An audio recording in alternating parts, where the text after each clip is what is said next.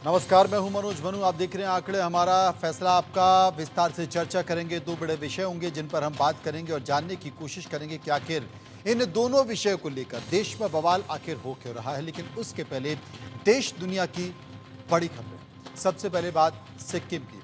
सिक्किम में बड़ा हादसा हो गया है। सेना का एक वाहन खाई में गिर गया, जिससे भारतीय सेना के 4 जवानों की मौत हो गई है। मौके पर राहत और बचाव काम शुरू हो चुका है। ये हादसा सिक्किम के पाक्योंग जिले में हुआ है।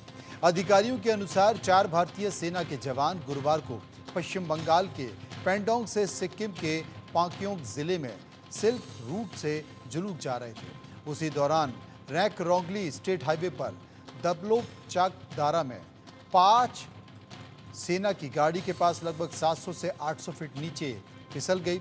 इस हादसे में जेसीयू समेत 4 जवानों की मौत हो गई।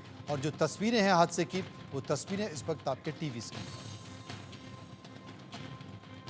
आगे बढ़ते हैं और बात करते हैं उत्तर प्रदेश की। उत्तर प्रदेश में शिक्षा प्रणाली को और मजबूत करने के लिए सरकार ने स्कूलों में स्मार्ट क्लास शुरू कर दी है। जी हां, ये बड़ी खबर है कि उत्तर प्रदेश की सरकारी स्कूलों में अब स्मार्ट क्लास शुरू करने की पहल की गई है, जिसके जरिए स्कूलों में बच्चों को कंप्यूटर के जरिए पढ़ाया जाएगा।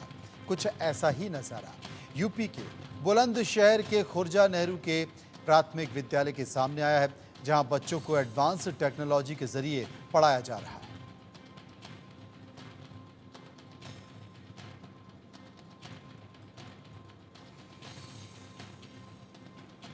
आगे बढ़ते हैं, बात करते हैं एक और खबर की। कोलकाता के आरजीकर मेडिकल कॉलेज में ट्रेनी डॉक्टर के रेप मर्डर के अगले दिन कॉलेज के पूर्व प्रिंसिपल संदीप घोष ने सेमिनार हॉल में लगे कैमरों के रिनोवेशन का ऑर्डर दिया था। ये बात सीबीआई की जांच में भी सामने आई है।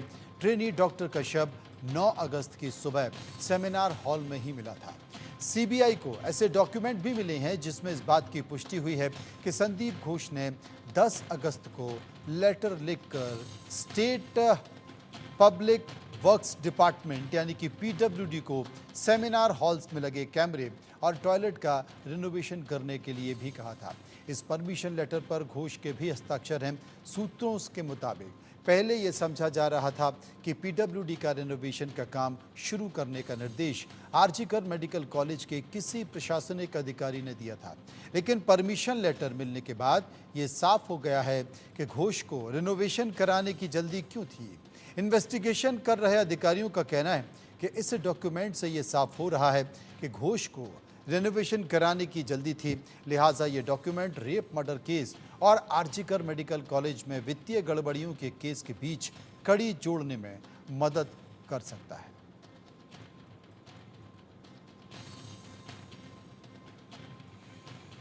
और बात करते हैं अयोध्या की एक खबर की। अयोध्या के कंटोनमेंट बोर्ड ऑफिस में सीबीआई ने छापेमारी की है। परिसर के अंदर सभी अधिकारियों और कर्मचारियों से पूछताछ की गई है। समाजवादी पार्टी नेता पवन पांडे ने बीते दिनों विकास कार्यों के टेंडर में 25 करोड़ रुपए की हेराफेरी का आरोप लगाया था। यह आरोप टेंडर ओपन और टेंडर दिलाने को लेकर था, जिसके बाद सीबीआई की छापेमारी इसी मामले को लेकर हो रही है। एक और खबर, प्रधानमंत्री मोदी सिंगापुर के प्रधानमंत्री लॉरेंस वोंग के बीच प्रतिनिधि स्तर की बैठक में दोनों देशों के बीच 4 अहम समझौते हुए हैं। इन समझौतों से दोनों देशों के बीच संबंध और मजबूत होंगे। भारत सिंगापुर में डिजिटल तकनीक, सेमीकंडक्टर, स्वास्थ्य और स्किल डेवलपमेंट के क्षेत्र में सहयोग बढ़ाने पर सहमति बनी है। भारत सरकार का इलेक्ट्रॉनिक्स और सूचना प्रसारण मंत्रालय और सिंगापुर का डिजिटल डेवलपमेंट मंत्रालय मिलकर डिजिटल तकनीक के क्षेत्र में सहयोग करेंगे। इससे दोनों देशों के बीच डिजिटल तकनीक जैसे कि DPI, cyber security, 5G, emerging तकनीक जैसे सुपर कंप्यूटिंग, क्वांटम कंप्यूटिंग और आर्टिफिशियल इंटेलिजेंस जैसे क्षेत्रों में सहयोग करने पर भी सहमति बनी है। श्रमिकों के कौशल को बढ़ाने और डिजिटल डोमेन में काम करने वाले लोगों के स्किल को बेहतर बनाने के लिए भी दोनों देशों में समझौता हुआ है। साथ ही दोनों देश शिक्षा और एंटरप्रेन्योरशिप के क्षेत्र में भी सहयोग बढ़ाएंगे। भारत और सिंगापुर के बीच एक समझौता स्वास्थ्य क्षेत्र में भी हुआ है। इसके तहत दोनों देश स्वास्थ्य के क्षेत्र में रिसर्च और इनोवेशन को बढ़ावा देंगे। साथ ही स्वास्थ्य क्षेत्र में मानव संसाधन, फार्मास्यूटिकल क्षेत्र में भी सहयोग बढ़ाएंगे।